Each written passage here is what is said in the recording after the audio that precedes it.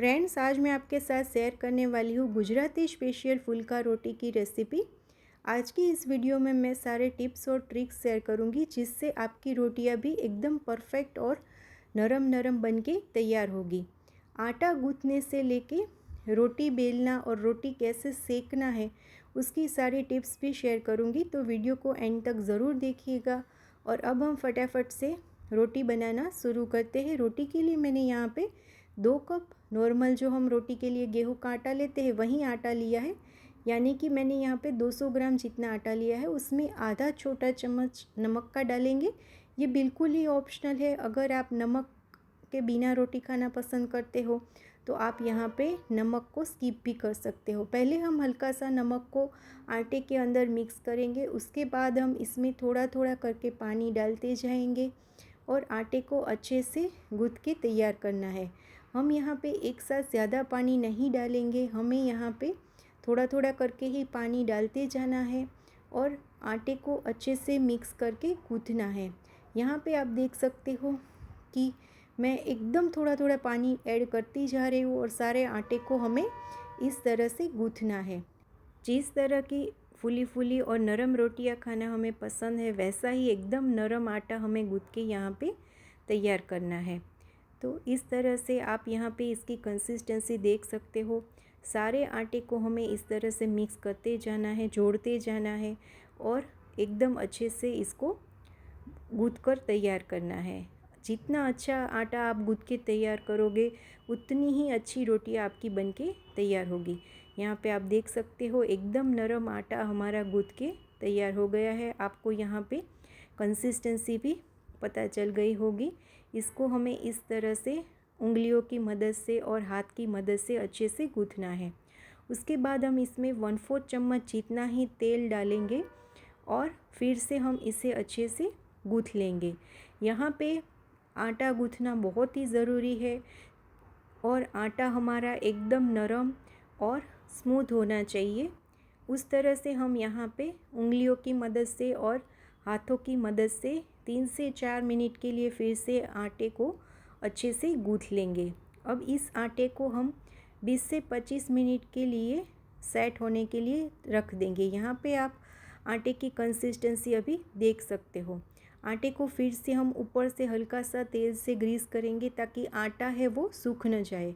यहाँ पे आटे को सेट करना बहुत ही ज़रूरी है ताकि रोटियाँ जो हमारी है वो एकदम परफेक्ट बनके तैयार हो। तो इस आटे को हमें अच्छे से ढककर या फिर किसी एयरटाइट डब्बे में भरकर 20 से 25 मिनट के लिए रखना है।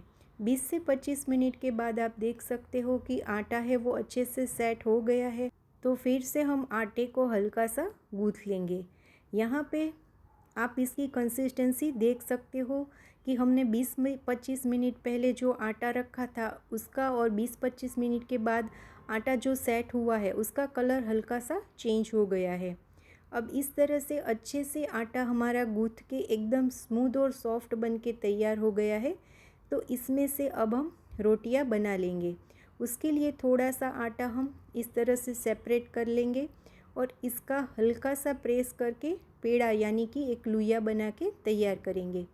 अब हम यहाँ पे गेहूं का आटा डस्टिंग के लिए साथ में लेंगे। रोटी बेलने के लिए हमें सूखा आटा भी चाहिए, तो यहाँ पे हम गेहूं का सूखा आटा भी साथ में लेंगे और पेड़े को हम अच्छे से पहले गेहूं के आटे में लपेट लेंगे और चकले की मदद से हम इस तरह से रोटी को चारों ओर से अच्छे से बेल लेंगे। यहाँ पे हमें हल्के हाथों से चारों ओर से रोटी इवनली बेलना है, यानी कि किनारियाँ और बीच में से रोटी है वो अच्छे से इस तरह से पतली पतली बेल के तैयार करनी है।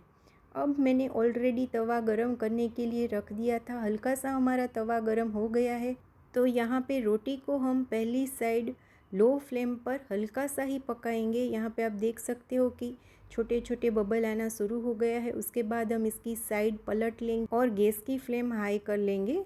लगभग 20 से 30 सेकंड में ही आप देख सकते हो कि इस तरह से गोल्डन ब्राउन कलर के दूसरी साइड स्पॉट हो गए हैं।